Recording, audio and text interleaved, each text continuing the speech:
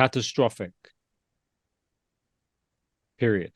I think you can't have a ground invasion of one of the most sophisticated, technologically sophisticated armies in the world into one of the most densely populated areas in the world, where they have nowhere to go, except to expect that there's going to be tremendous civilian casualties.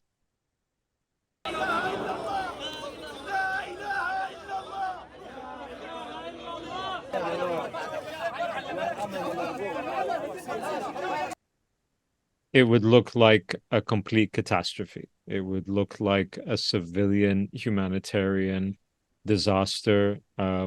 This is the sort of language that is being used by the United Nations and rights groups around the world. I think the language isn't alarmist. I think the language is entirely appropriate, because I think that's exactly what we're going to get. We're talking about 1.1 million people, and nearly all of whom are civilians, being forced to relocate from one of the most densely populated areas in the world, from one part of that territory down south in the space of 24 hours. I don't think that's possible. And I think that as a result of it not being possible, when those tanks and ground forces come in, inevitably there's going to be scores and masses of civilian targets, civilian casualties, against the backdrop of incredibly widespread dehumanization of Palestinians writ large from across the Israeli political spectrum. You had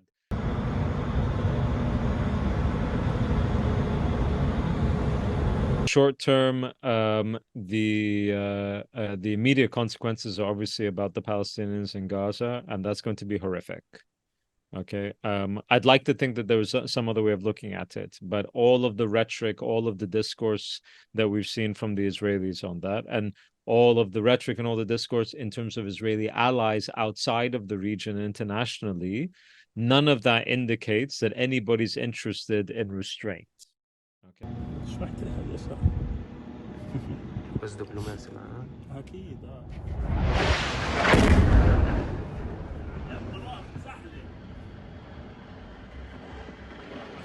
هو الجورج.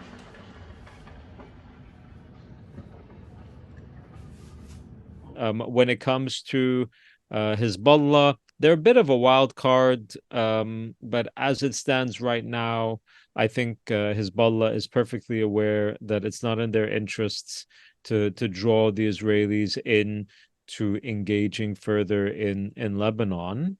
And the Israelis are perfectly capable of bombarding the south of Lebanon and Lebanon, as much as they've done before. So in that regard, it's not. I don't think it's entirely feasible to expect that Hezbollah will do that. But having said that, they're a bit of a wild card.